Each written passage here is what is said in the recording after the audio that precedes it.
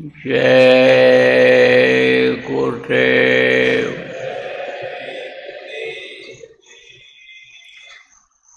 जय गुरुदेव।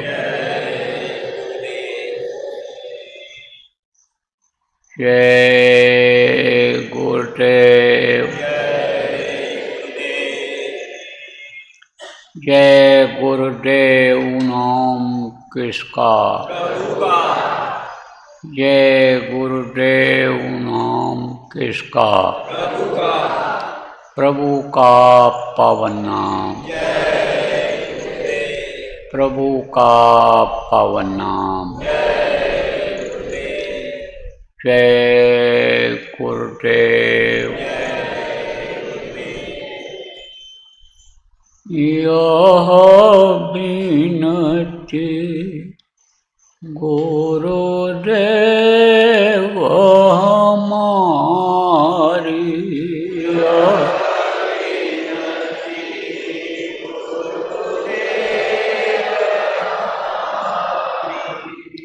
यह विनती गुरुदेव हमारी,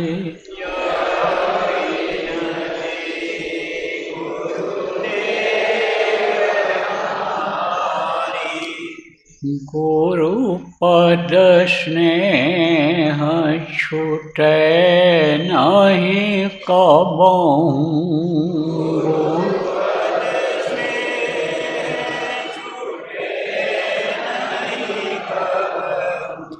भाव छूटे संसारी,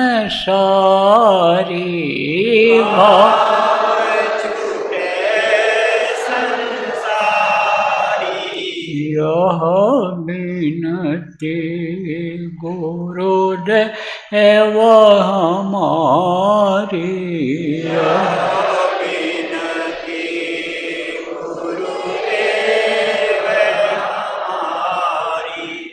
नित नव प्रेम जगै तुम्हारे प्रति, नित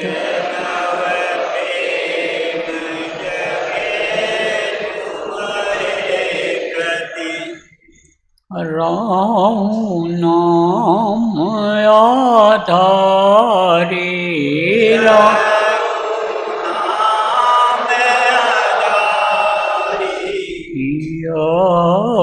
विनती गुरुदेव हमारी,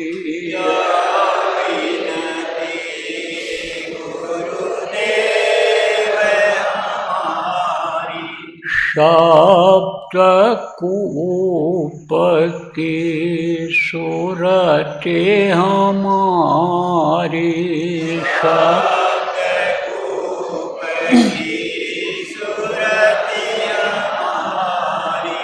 बनी रहे पनिहारी,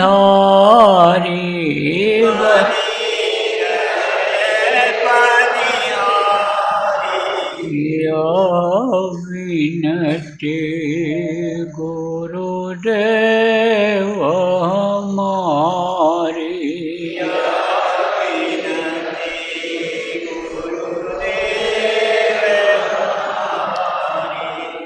शब्दयामिय रस पिय निरंतर,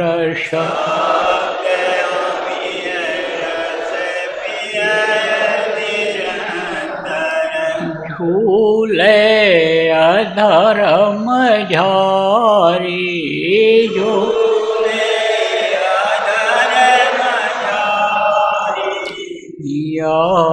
विनती गुरुदेव हमारी,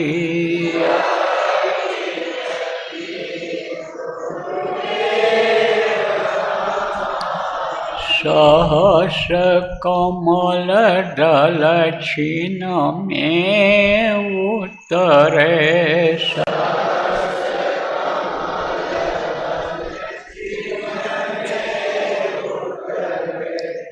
त्रिकुटिलेय समारी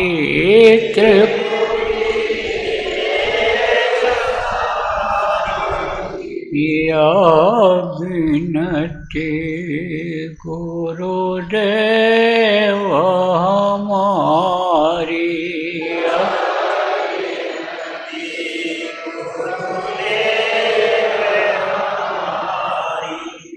निरखय रूप हंस अपना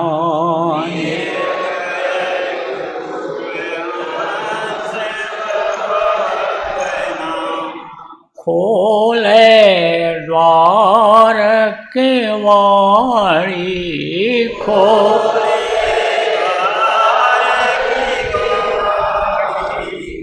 यह विनती गुरुदेव हमारी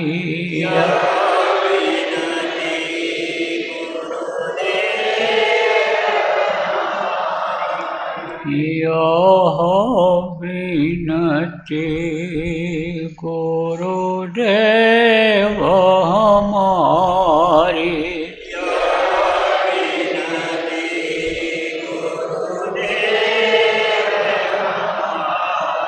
गुफा पारसत नाम समाए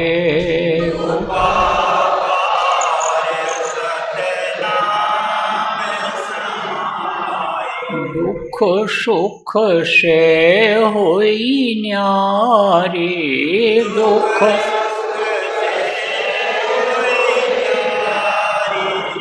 या विनती गुरुदेव हमारी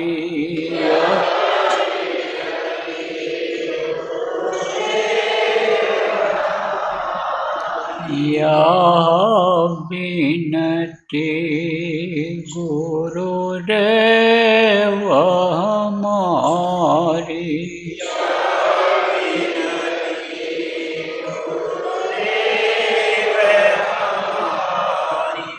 जय गुरुदेव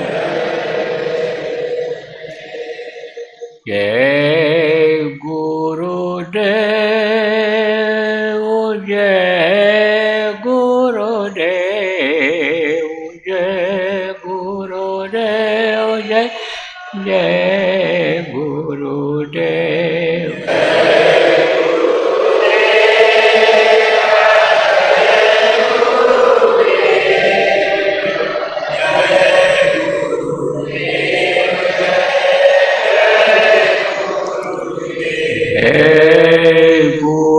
गुरुदेव जय गुरुदेव जय गुरुदेव जय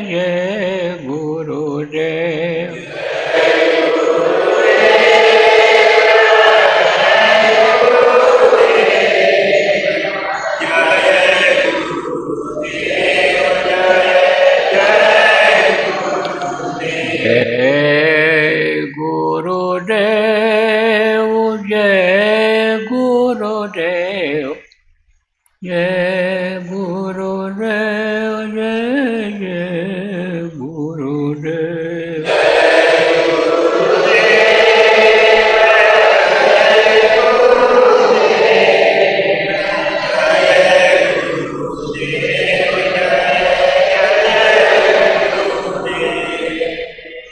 जय गुरुदेव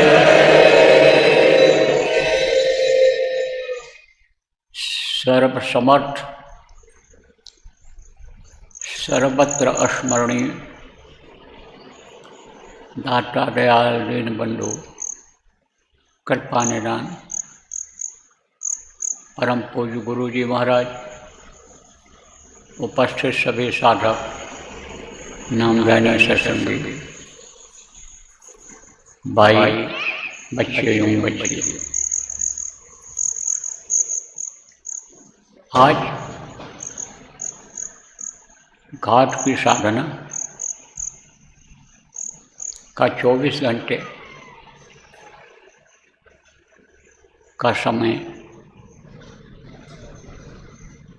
15 जून 2025 को उज्जैन आश्रम पर पूरा हो गया। 24 घंटे की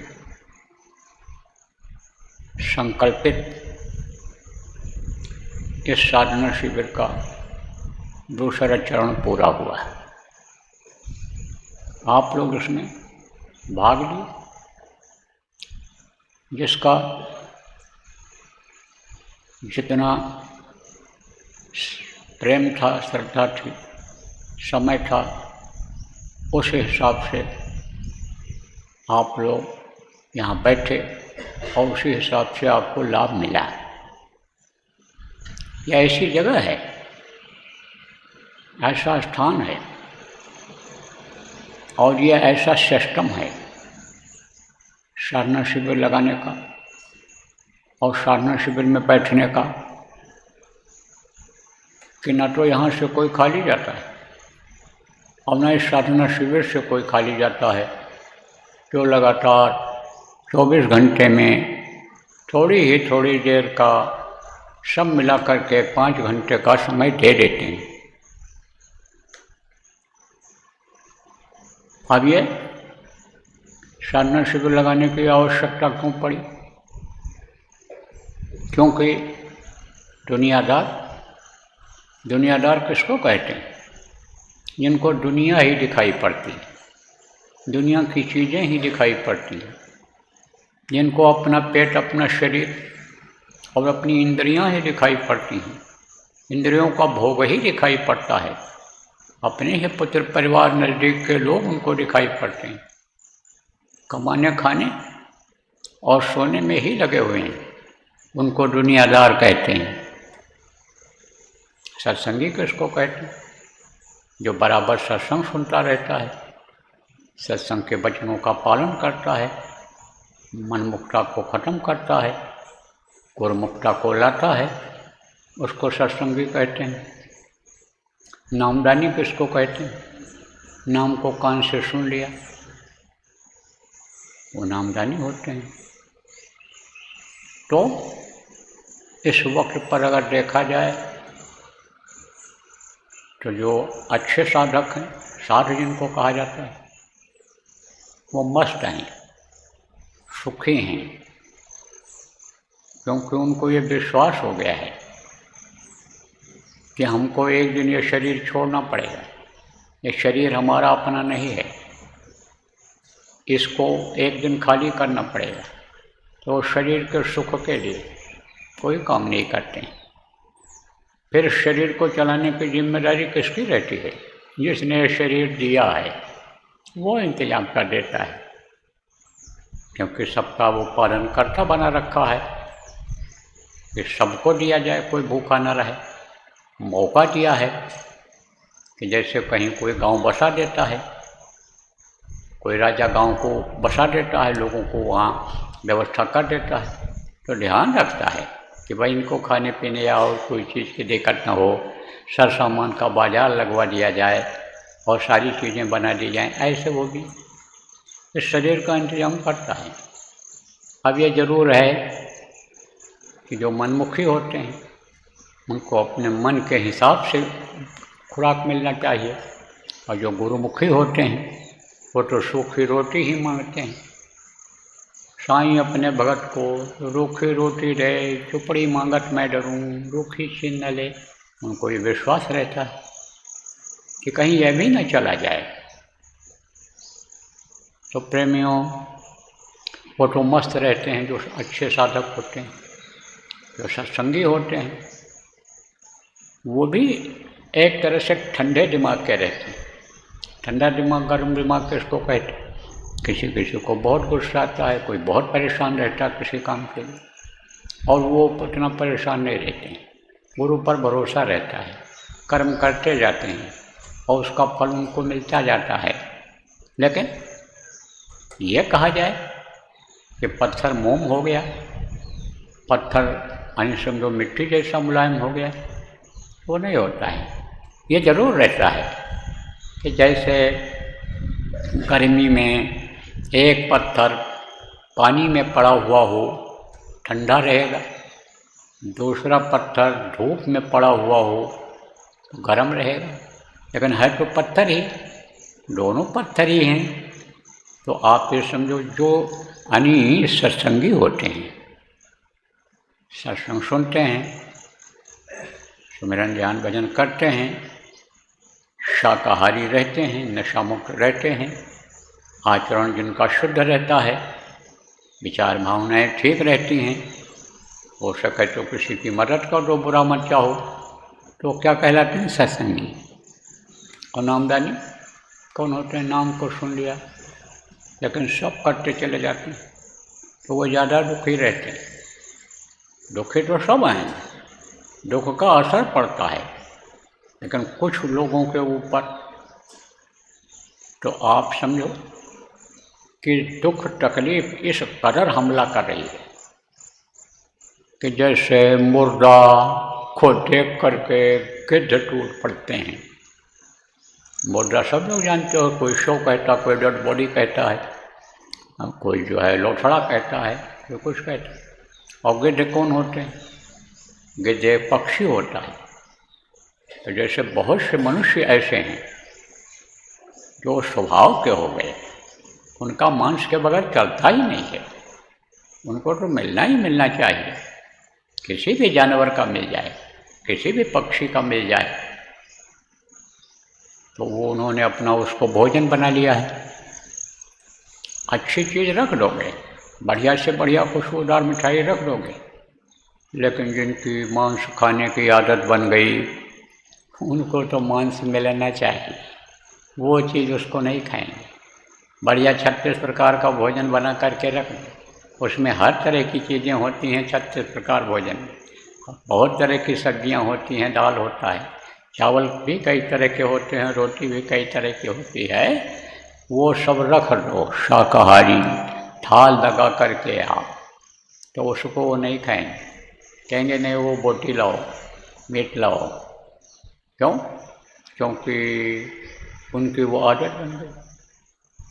मनुष्य इसलिए नहीं पैदा हुआ है कि मांस को खाए, मनुष्य का यह काम नहीं है कि कहीं मांस पड़ा हुआ हो, सड़ न जाए, उसकी सफाई हम कर दें।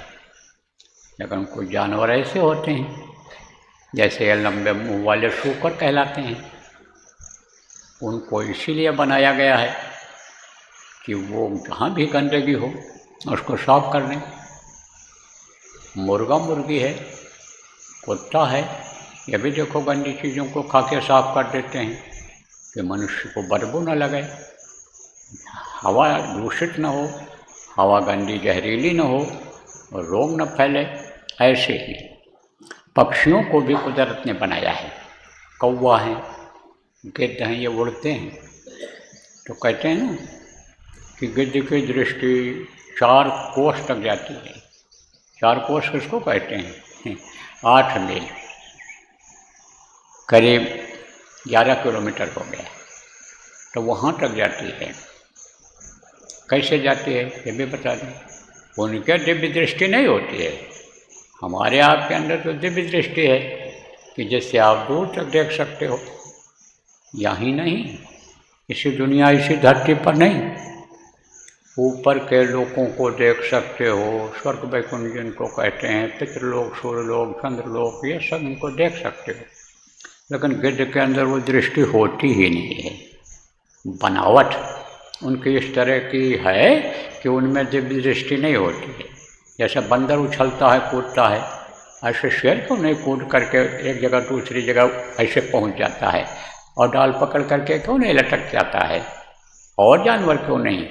क्योंकि उनके कलेजा नहीं होता है, इसलिए वो उछलते कूदते हैं। तो ये कुदरत ने बनाया है। तो अब आप समझो प्रेम कि गिद्ध का भोजन ही यही है, सफाई करना। तो पता कैसे चलता है उनको कि 4 कोस के ऊपर कोई मर गया है, जानवर मरा है, आदमी मरा पड़ा है, हवा के जरिए, हवा से बदबू और हवा से खुशबू दूर तक जाती है। तो फूल कोई खुशबूदार है, उसकी सीमा होती है। सीमा किसको कहते हैं? 100 मीटर, 200 मीटर, 500 मीटर यह रहता है। जैसे गोली चलाते हैं तो उसकी यानी बोर होता है उसमें, तो इतनी बोर की दूरी तक गोली लगेगी, इतनी दूर तक लगेगी। ऐसे ही इसकी सीमा होती है। खुशबू की भी सीमा होती है और बदबू की भी सीमा होती है। जैसे मान लो अनाज सड़ रहा है तो उसको थोड़ी दूर के बाद जाने के बाद उसकी बदबू ख़त्म हो जाएगी। अगर समझो लेट्रिन सड़ रहा है तो थोड़ी दूर जाने के बाद उसकी बदबू ख़त्म हो जाएगी। लेकिन अगर मांस सड़ रहा है तो उसकी बदबू हवा के जरिए बहुत दूर तक जाती है।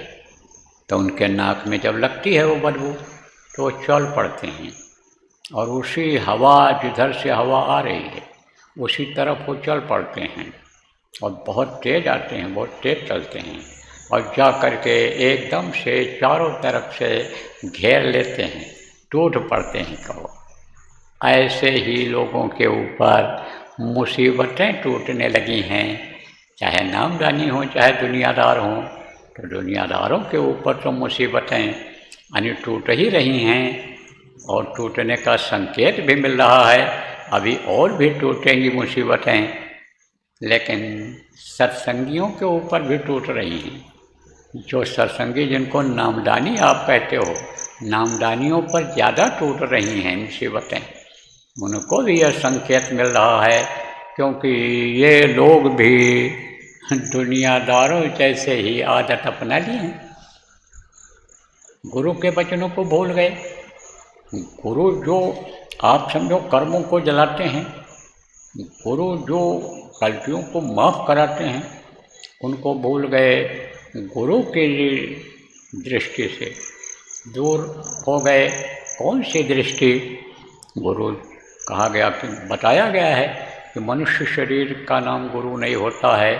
मनुष्य शरीर के दृष्टि की, आँखों की देखने की क्षमता होती है, थोड़ी दूर तक ही वो देख सकता है। लेकिन जो देह गुरु हैं वो थोड़ी ही दूर तक देख सकते हैं और कंज गुरु बहुत दूर तक देख सकते हैं।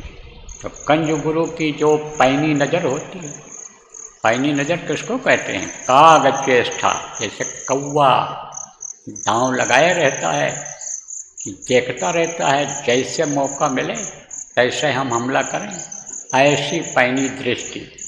यानी समझो पैनी दृष्टि उसको कहते हैं।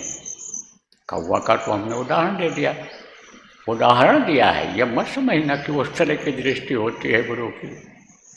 गुरु की दृष्टि बहुत पैनी होती है। उस दृष्टि से उसको जला देते हैं। किसको जलाते हैं? कर्मों को जलाते हैं, लोगों के कर्मों को जलाते हैं। और जब कर्मों को जलाते हैं तब लोगों के अंदर ज्ञान हो जाता है, बुद्धि उनकी सही हो जाती है। तो कर्म को कैसे जलाते हैं? कर्मों को जलाने का तरीका होता है। जैसे आग को जलाने का तरीका होता है कि लकड़ी को इकट्ठा कर लो, कंडा को इकट्ठा कर लो और उसके बाद में फिर यानी उसमें जलाने के लिए चाहे आग ले आओ, चाहे माचिस जलाओ, चाहे कोई ऐसी चीज़ रखो कि जो लाइटर जिसको कहते हैं उससे जलाओ, कोई उपकरण से जलाओ। तो जैसे आग जलाने की का यानी इंतजाम करना पड़ता है, उपकरण इकट्ठा करना पड़ता है, तैसे ही गुरु उपकरण इकट्ठा कराते हैं। किसके लिए? कर्मों को जलाने के लिए। तो ये जो साधना शिविर 24 घंटे की लगवाई जा रही है, ये साधना शिविर में कर्म जलते हैं। लेकिन किसके जलेंगे? जो इसमें बैठेंगे उनके जलेंगे, ज़्यादा समय देंगे उनके जलेंगे।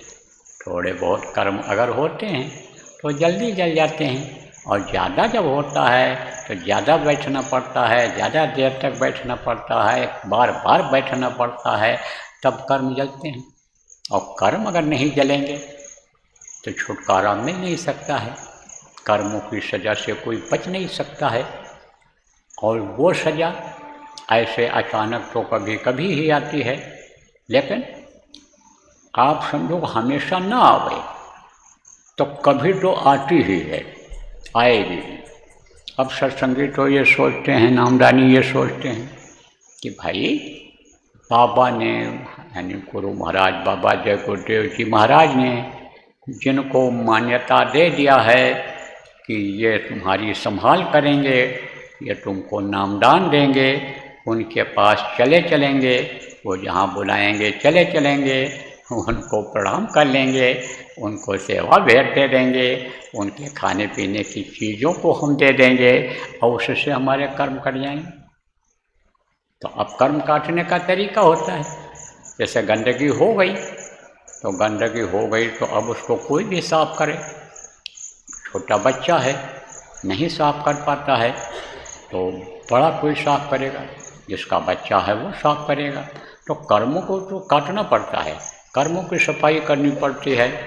अब आप ये समझ लो कि जिसके 4 बच्चे हैं, 6 बच्चे हैं, अब सब अगर गंदा होकर के आ गए, सब के अंदर मैल जम गई, सब कीचड़ में से अगर आ गए तो करते करते थकेगा बाप, सफाई करते करते भाई, बड़ा भाई सफाई करते करते थकेगा कि नहीं थकेगा। तब वो तरीका निकालता है, कहता है देखो ये बाल्टी में पानी रखा है और देखो इसको ऐसे तुम अपने सिर पर डालो और बदन को ऐसे हाथ से मलो, ये देखो साबुन रखा हुआ है और इससे तुम अन्य समझो की सफाई करो अपने शरीर की, तब तुम्हारा शरीर साफ होगा, तब ये गंदगी जाएगी। तो अब आप ये समझ लो प्रेमियों, ये जो साधना शिविर है इससे गंदगी साफ होगी, है ना।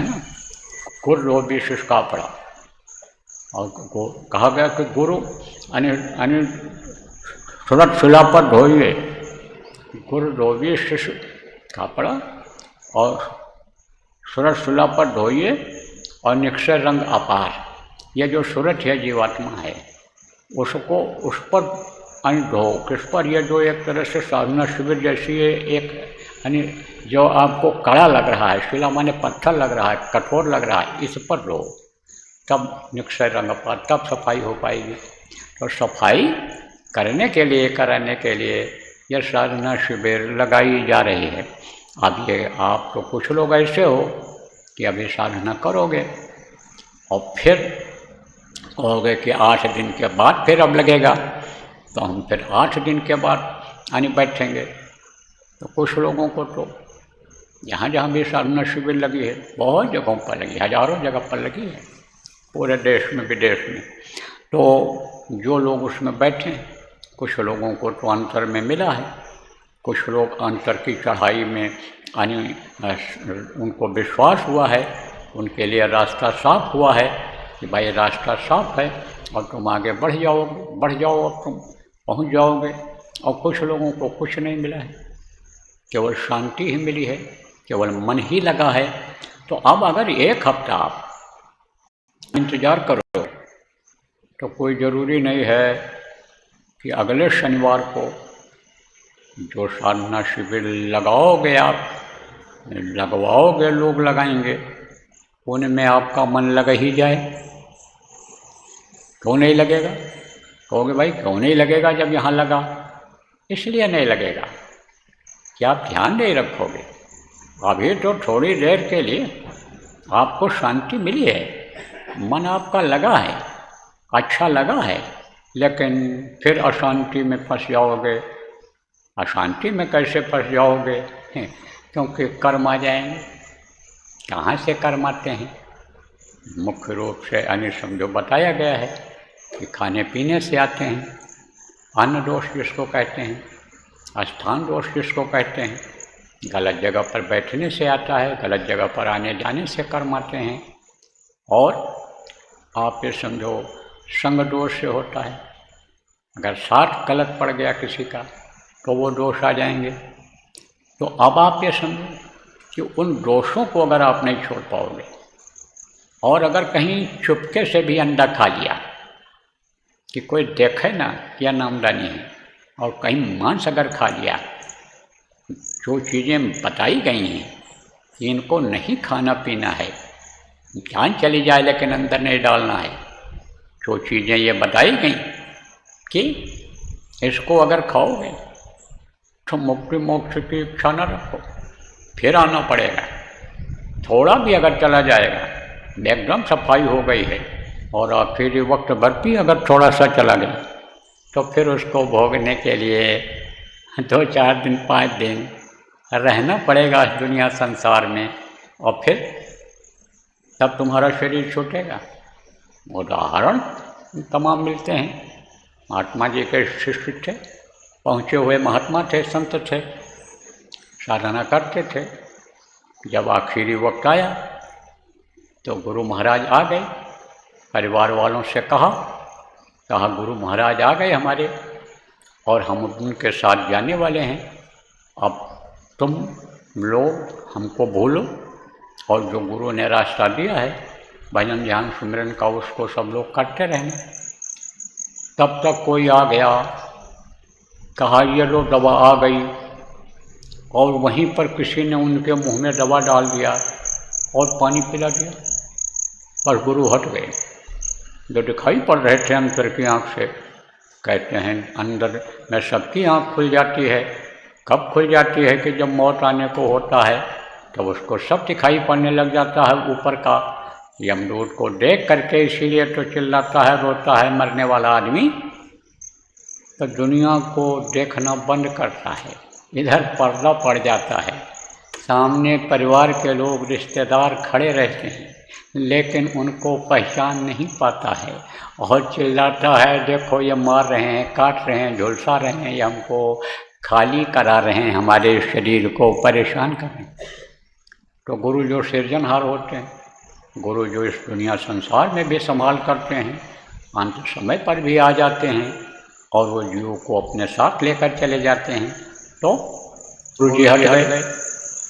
जब हट गए तब फिर वो 3 दिन तक तड़पते रहे, उसकी सजा भोगते रहे शरीर से, और जब वो कर्म कटे तब फिर गुरु जी आए और उनको लेकर के गए। तो समझो प्रेमियों, ये मत सोचो, कहा गया जो कि मतलब ये मत सोचो कि हम चुपके से कर लेंगे तो बच जाएंगे। कहा तिल भर मच्छी खाए कर कोटि गौ करो दान, और काशी कर वटले मरो तब न नर्क निदान। कबीर साहब ने कहा नर्क से नहीं बच सकते हो। मान्यता थी पहले कि काशी में एक जगह है, वहाँ पर लौट लोगे तो मुक्ति मोक्ष मिल जाएगा।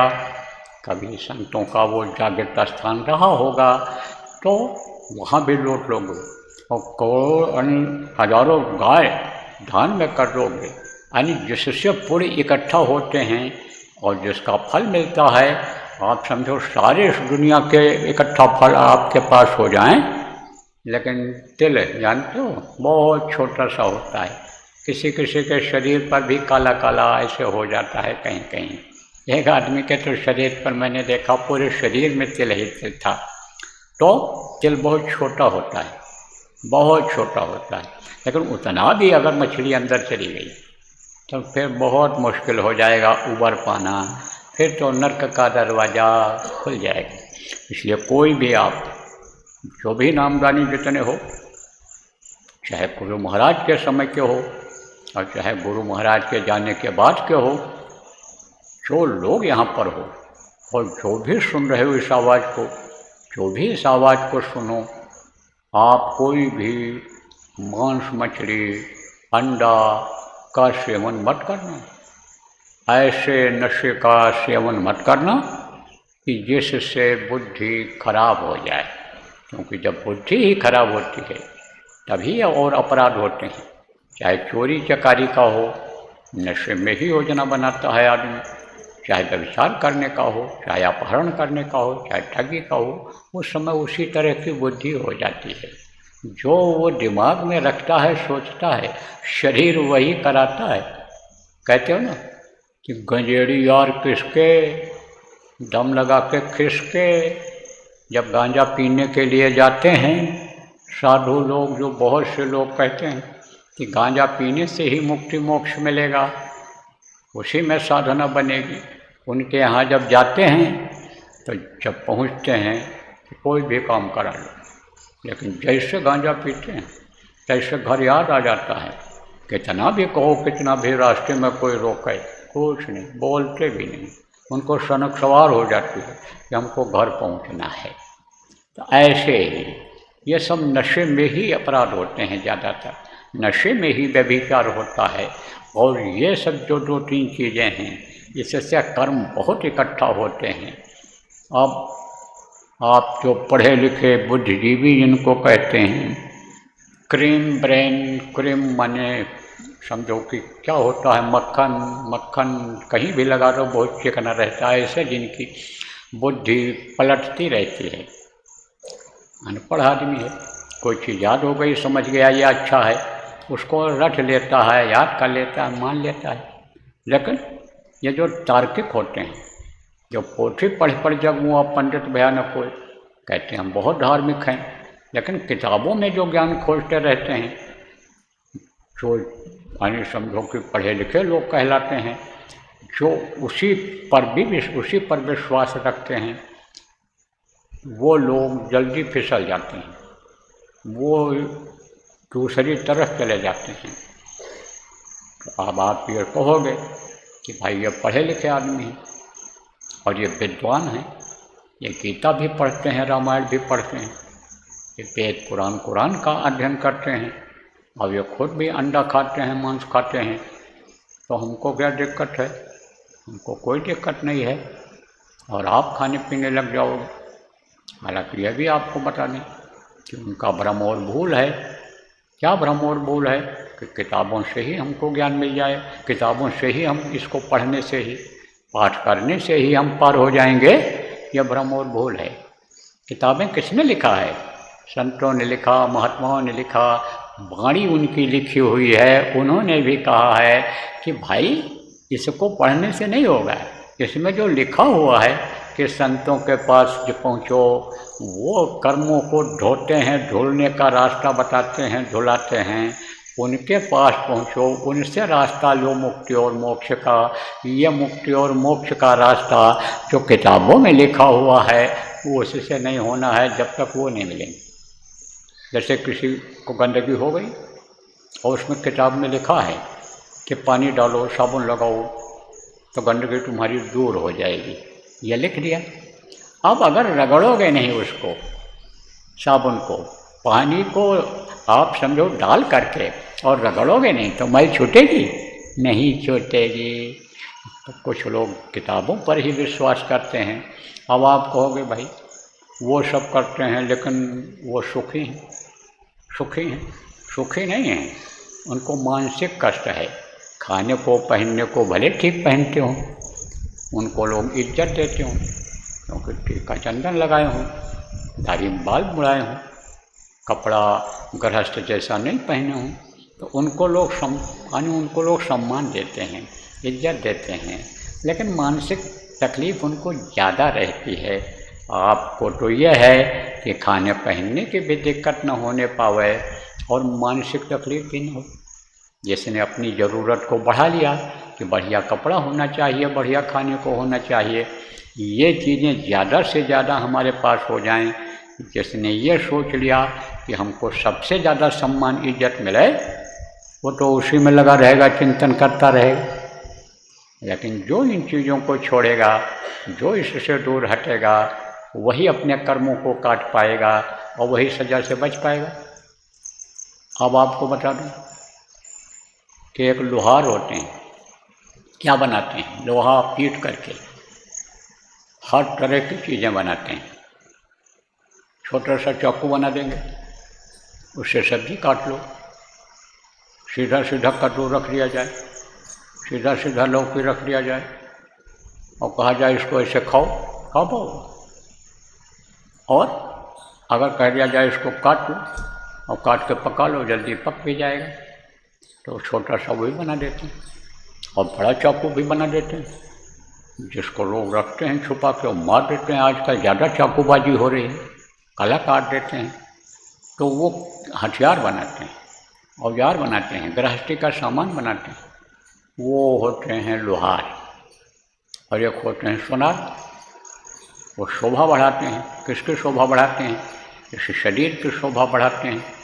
देखो, कोई लोहा पहने हुए हो तो उसकी तरफ नज़र लोगों की नहीं जाती है, लेकिन सोना पहने हुए हो लोहे की जंजीर होगी नजर नहीं देखेगा। सीकर जिसको कहते हो, जंजीर जिसको कहते हो, गले में पहने हो तो उस पर ध्यान लोगों का नहीं जाता है। और सोना पहने, जो औरत सोना पहने हो तो कहते हैं बहुत सुंदर औरत लग रही है। शादी ब्याह में दुल्हन को क्यों गहना पहनाते हैं? तो उसकी सुंदरता बढ़ जाए, उसकी शोभा बढ़ जाए। तो एक होते हैं सोनार, तो वो गहना बनाते हैं, जेवर बनाते हैं। अब वो अगर हथौड़ा चला दें, जो लोहार चलाता है, तो सोने का क्या हाल होगा सोच लो। तो वो धीरे धीरे धीरे धीरे हथौड़ी चलाते हैं, छोटी, थोड़ी सी और बड़ी और छोटी। जो बारीक काम करते हैं, बढ़िया गहना बनाते हैं, हर तरह की हथौड़ी रखते हैं, हर तरह की हथौड़ी। तो एक कहावत है कि एक सोनार की चोट होती है और एक लोहार की चोट होती है। तो कहावत है, ना 100 चोट सोनार की और ना एक चोट लोहार की। चोट माने क्या होता है? मारना उस पर। कहते हो ना चोट लग गई, कहीं पैर टकराता है, कोई चीज़ लग गई, कोई मार दिया, तब कहते हो चोट दर्द करता है। ऐसे ही तो ये जो समझो आप कि तकलीफ़ उनको मानसिक तकलीफ़ हो रही है, जिनको आप समझ रहे हो, ये तकलीफ़ उनको समझो कि लोहार की यानी सोनार की हथौड़ी जैसी है। लेकिन इन्हीं कर्मों की वजह से कि जो बुरे कर्म होते जा रहे हैं, एक दिन यमराज का हथौड़ा चलेगा, एक दिन मार पड़ेगी उनके ऊपर, उससे बच नहीं सकते हैं। ये इसलिए याद दिला रहा हूँ कि कहीं आप लोग उन्हीं लोगों की नकल में न फंस जाओ कि बुराई करने से ही धन बढ़ता है, बुराई करने से ही मांस खाने से ही शरीर का बल बढ़ता है, और बुरा कर्म करने से ही और दंड फंड करने से ही अन्य टिकट मिलता है, नेता बनते हैं। इसलिए आपको ये बात बता रहा हूँ। देखो अपने यहाँ तो हर तरह के लोग हैं, सीधे साधे लोग हैं, कम पढ़े लिखे लोग हैं, तो और हम इसको समझा दें। जैसे कोई चोरी करता है, तो चोरी करता है तो रोज़ तो पकड़ा नहीं जाता है, तकलीफ़ तो होती है उसको। क्या तकलीफ़ होती है? रात में जाता है, जगता है, बैठा रहता है धूप में, गर्मी ठंडी बर्दाश्त करता है, पसीना बहाता है, ठंडी में ठुठुरता है, तब चोरी कर पाता है। कांटे चुभ जाते हैं रास्ते में। चोरी करने रात को निकला, टार्च जला करके रोशनी जला के जाएगा तो जान जाएंगे लोग कि नहीं चोर आ रहे हैं। ऐसे चुपके जाता है तो कांटा चुभ गया, तो समझता है बस यही सजा है, चोरी कर लो, चोरी कर लो, चुपके से चोरी कर लो। लेकिन जब पकड़ा जाता है, मार पड़ती है, तब उसको पता चलता है कि सोनार की हथौड़ी नहीं है, ये लोहार का हथौड़ा पड़ रहा है। ये बात इसलिए बता रहा हूँ आप साधकों कि कहीं आप न गफलत में रह जाओ, धोखा न खा जाओ और आप भी पड़ जाओ उसी तरह से दुनियादारी में। इसलिए इन चीज़ों से भैया जो बताया गया है उससे दूर रहना, खान पान को सही रखना, चरित्र को सही रखना, और नहीं तो सज़ा भोगनी पड़ेगी, सज़ा भोगनी पड़ेगी। देखो गुरु यानी समझो महाराज जैसे अपने हैं, वो तो चले गए, लेकिन जिनके लिए कह कर के गए वो तो आपको बता रहे हैं, आगाह कर रहे हैं। गुरु तो रक्षक होते हैं, गुरु महाराज रक्षक हैं, गुरु महाराज सब कुछ करने वाले हैं। हमारे प्रेमियों, हमारे गुरु महाराज ही सब कुछ कर रहे, वो करने वाले हैं, लेकिन वो भी फिर उधर से नज़र हटा देते हैं।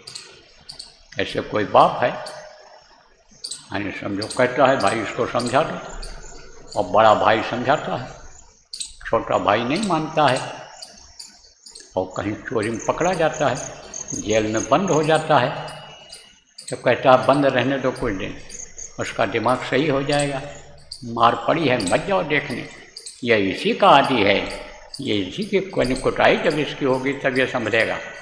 तो बस अब यही बात समझ लो, जो कर रहे हो गुरु की दया नहीं हो रही, गुरु की दया नहीं हो रही, गुरु की दया नहीं हो रही।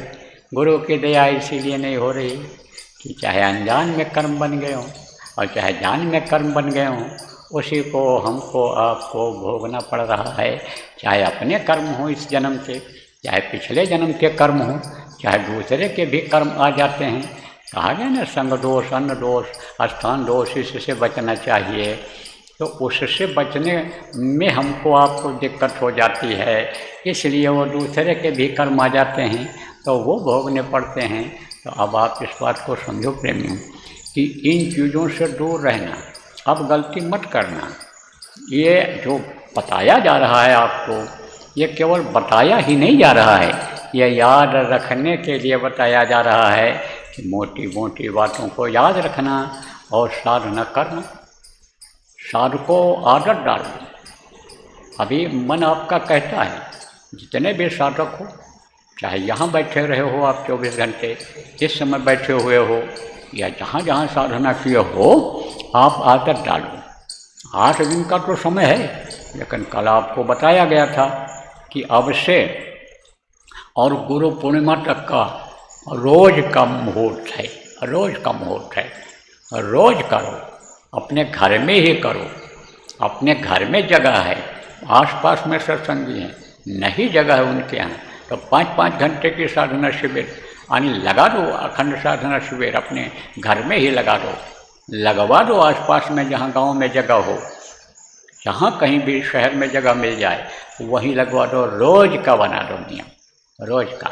तो लगवाने वाले को भी फायदा और साधना शिविर में बैठने वाले को भी फायदा मिलेगा। मन जब लग जाएगा, रोज करोगे, जैसे कोई चीज़ खाने को दे दो, हम मन जो है को भा गया, वो चीज़ पसंद आ गया तो रोज़ वही मांगता है, और रोज़ वही मांगता है।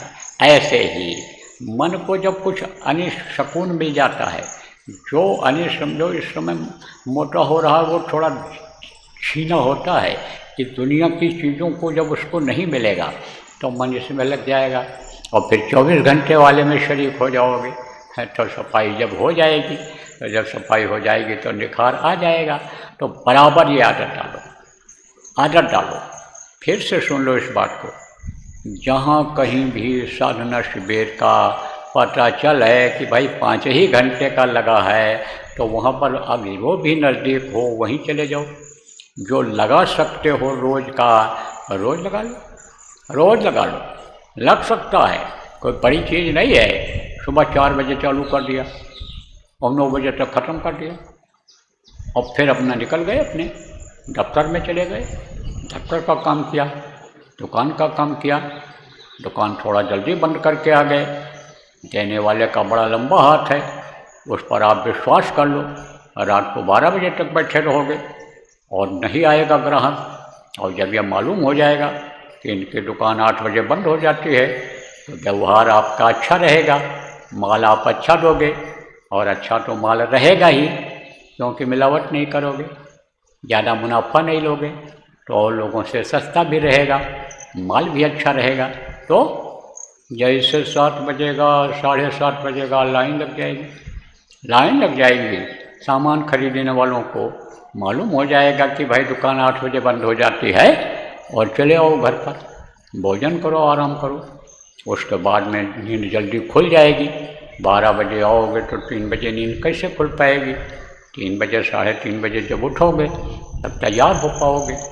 एक आदत और अगर बन जाए, जैसे लेटरिन गए, जहाँ पर लेटरिन बनी हैं वहाँ पर जब गए अपने अपने घरों में, तो बस वहीं लेटरिन किया, मंजन किया, दाढ़ी बनाते हो दाढ़ी बना लो और नहा भी लो, तो जल्दी हो जाता है। नहा लो, जल्दी हो जाएगा। जब आप ये समझो कि घर वाली से कहोगे, पत्नी से, परिवार वालों से कहोगे कि भाई मुझे साधना शिविर के बाद लौटने का समय नहीं रहेगा, मुझे दफ्तर जाना है, दुकान पर जाना है, तो थोड़ा सा तो कुछ बना देना है, तो बना भी देंगे वो, और अपना रखो खाने का, और फिर खा लो। दफ्तर में बैठ के खा लो, दुकान पे बैठ के खा लो, साधना शिविर जहाँ लगी है, पानी के और वहाँ बैठने की सुविधा है, तो वहीं बैठ खा करके और आप चले जाओ। रास्ते बहुत हैं, करने की ज़रूरत है, रास्ता निकालने की ज़रूरत है। अगर ये लक्ष्य बनाएंगे, ये उद्देश्य बनाएंगे कि हमको उस स्थान तक पहुंचना है, तो रास्ता आदमी खोज लेगा कि नहीं खोजेगा? रास्ता बहुत है, खोजने की ज़रूरत रहती है कि जैसे गृहस्थ आश्रम में भी कोई दिक्कत ना आवे, अपने शरीर को भी कोई कष्ट ना हो, ये नंगा भूखा भी न रहे, क्योंकि काम इसी से लेना है जब तक जिंदा रहना है, तो इसको भी दिक्कत न हो और अपना परमार्थी काम भी बन जाए। इसलिए मनुष्य शरीर मिला है, वो लक्ष्य उद्देश्य पूरा हो जाए, क्योंकि मौका दोबारा मिले न मिले, समर्थ गुरु मिल गए हैं, नाम मिल गया है और मनुष्य शरीर है अभी चल फिर रहा है, तो इससे आप काम ले लो, आत्मा का कल्याण कर लो। तो बोलो जय।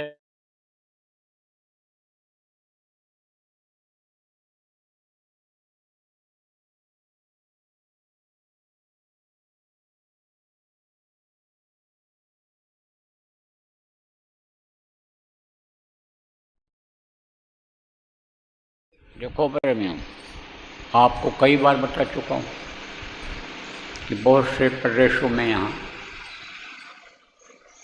हिंदी नहीं समझते हैं लोग, इंग्लिश भी नहीं समझते हैं और कोई दूसरी भाषा भी नहीं समझते हैं, उनकी लोकल भाषा है।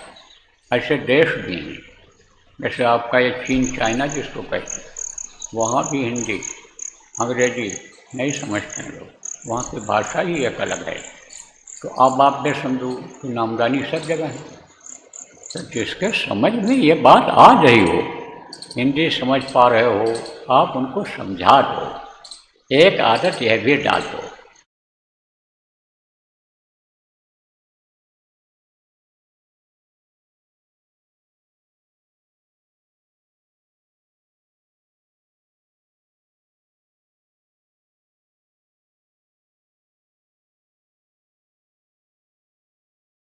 में मिलता है आपको, तो फ़ोन से ही लोगों को समझाते रहो, बताते रहो कि बाबा ने ये कहा, बाबा ने ये कहा, क्योंकि जब लगातार ये सत्संग चलता है तब कुछ न कुछ नई चीज़ें आ जाती हैं और उनको हम आप बता नहीं पाते लोगों को, तो वो पुराने रास्ते पर ही वो चलते रह जाते हैं। नई चीज़ें कोई आएँ तो उनको बताना चाहिए, समझाना चाहिए। सिस्टम यानी बन तो रहा है कि कहीं से कोई बात कही जाए, उज्जैन से कहा जाए, जयपुर से, इंदौर से, लखनऊ से, पटना से, कहीं भी कोई चीज़ बताई जाए, कहा जाए, तो देश के किसी भी कोने में अगर सत्संगी हैं, नामदानी हैं, तो उन तक पहुंच जाए। तो ये कैसे पहुंच सकता है? 5 मिनट 10 मिनट में कैसे पहुंच सकता है? ना हवाई जहाज़ पहुंचेगा, ना कोई सवारी पहुंचेगी। ये जो बेतार के यंत्र हैं, तार वाले नहीं, बेतार के बहुत से यंत्र हैं, बहुत से सिस्टम बन गए, इनके द्वारा पहुंच सकता है, इनके द्वारा, लेकिन सब जगह पहुंच नहीं सकता है। उसका भी सेटअप होता है, उसका भी सिस्टम होता है कि वहीं तक का रेंज होता है उनका, कि जहाँ तक उनके टावर लगे रहते हैं, जहाँ तक कि उनकी व्यवस्था होती है। और अपने प्रेमी बहुत दूर तक फैल गए। गुरु महाराज ने सोचो कितनी मेहनत किया, और गुरु महाराज के जाने के बाद मेहनत प्रेमियों के साथ किया गया, तो बहुत दूर तक हैं बेचारों को खबर नहीं लग पाती। तो वहाँ पर यह भी आपको बताया गया कि पार्टी दूत नियुक्त कर लो, और फ़ोन जहाँ तक जाता है, जहाँ तक यहाँ का ऑनलाइन सिस्टम है, जहाँ तक मोबाइल काम करता है, यूट्यूब और व्हाट्सएप पर और इस पर, तो वहाँ तक तो आप उससे पहुँचा दो और उनको सिस्टम बनवा दो कि वो पार्टी दूत नियुक्त कर दें। पार्टी दूत किसको कहते हैं? जो समाचार को पहुँचाता है। अब वो कैसे पहुँचा पाएंगे? मान लो एक गांव में समाचार पहुँच जाता है, तो उन्हीं की भाषा में किसी को लिखवा दें। मान लो बंगाली हैं तो बंगाली में लिखवा दें, बाबा ने आज ये कहा। और आप समझो कि कन्नड़, अगर समझो कर्नाटक में है तो कन्नड़ भाषा में लिखा दें, तेलुगु में लिखा दें, उसी में लिखा दें उनको कि भाई ये बात बताई गई है, अब आप ऐसा कर लो, सबको बता दो। तो लिख करके एक पर्चा दे देगा, वो जाएगा उस गांव में, और दूसरे गांव में आप ये समझो कि वो पहुंचा देगा। इसी तरह गांव में जिनके यहाँ टावर काम करता है, उनमें कई लोगों को आप निश्चित करो। ये जो IT वाले हो जगह जगह, जो जिलों में हो, प्रांतों में हो, केंद्र में हो, जो IT वाले जो ऑफिस बना हुआ है आपका, आप उन तक ऐसी व्यवस्था बनाओ कि सबके पास एक साथ व्हाट्सएप चला जाए, और उन लोगों की ड्यूटी लगा दो कि तुम इस क्षेत्र में चले जाओ, पूर्व दिशा में चले जाओ, जहाँ पर ऑनलाइन कोई चीज़ नहीं पहुँच सकती है, तुम पश्चिम चले जाओ, तुम उत्तर चले जाओ, तुम दक्षिण चले जाओ। चले जाएंगे, तो नहीं कुछ है तो कम से कम 24 घंटे में तो खबर पहुंच जाएगी। तो गुरु महाराज जो कहा करते थे कि हमारा संदेश ऐसा है कि हम अगर चाहें तो 24 घंटे में आप ये समझ लो कि देश के एक कोने से दूसरे कोने तक संदेश पहुंच सकता है। तो अब आप समझो, ऐसे कोई थोड़ा कह दिए थे स्वामी। तो भूत, भूत माने जो बीत गया, भूत वर्तमान किसको कहते हैं, जो इस समय हो रहा है, और भविष्य किसको कहते हैं, जो होने वाला है। वो तो भूत वर्तमान भविष्य सब देखते थे, सब जानते थे, सब जानकारी उनको थी। मुझको इस बात का अनुभव है, जो जो उन्होंने कहा, लोगों ने पूछा यह धंधा कर लें, बोले बहुत बढ़ेगा, बहुत बढ़ेगा, कर लो इसको, बहुत बढ़ेगा। एक बार की बात बताऊं कि जो है गुरु महाराज से मैंने कहा, गुरु महाराज मोबाइल चला है, वो मोबाइल ले लें, मोबाइल से आपकी बात हो जाया करेगी लोगों से, जिसके पास मोबाइल है। एक तो खरीद लाऊं। बोले कितने का है?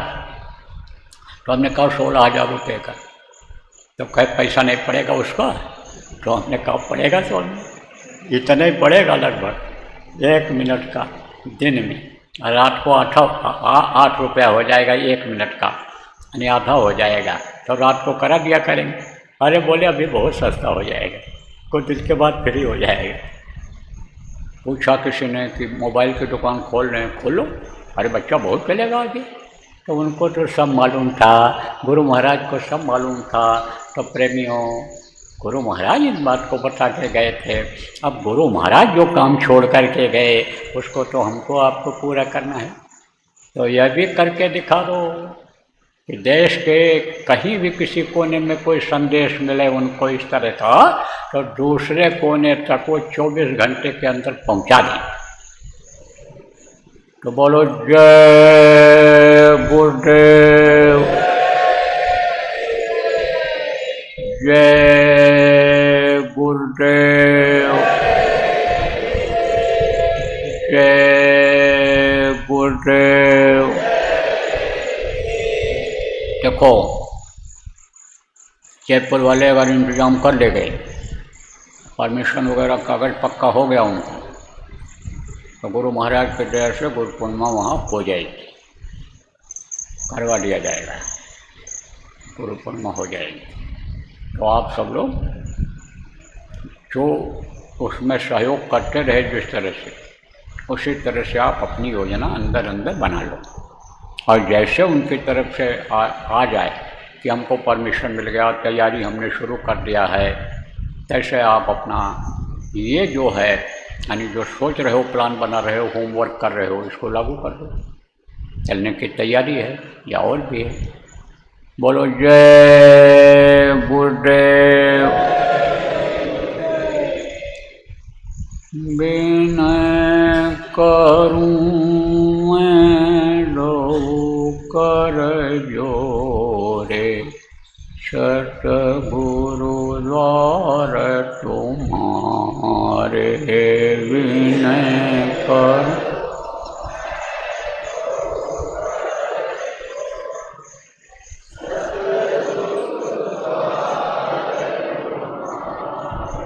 बिन घृत दीप आरती साजू, दो आँखियाँ मझधारे।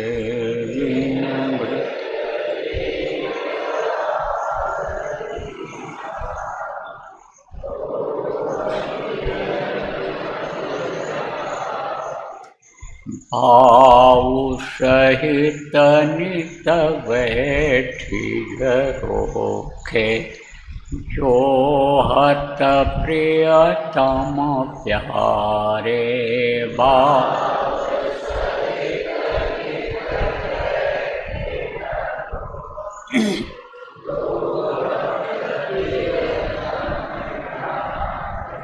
पग ध्वनि सुनौ श्रवण हिय अपने, मन के काज विसारे।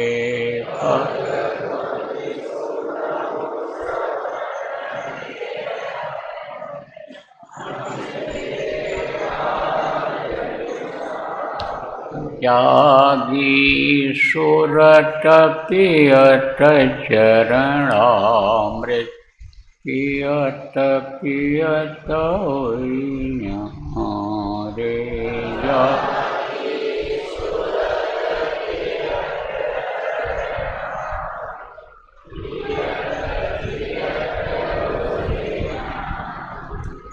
घंटा शंख मृदंग सारंगी बंशी न सुनारे।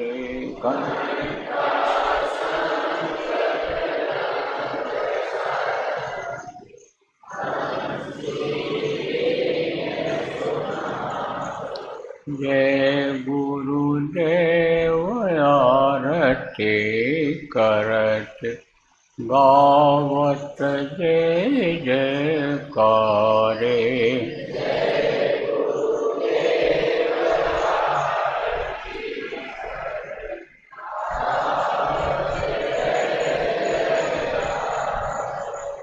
विनय करूं मैं दो कर जोर सतगुरु द्वार तुम्हारे। विनय करूं मैं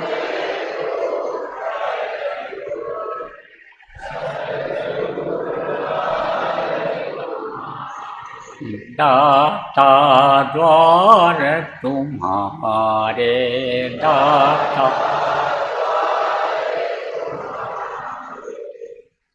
जय गुरुदेव।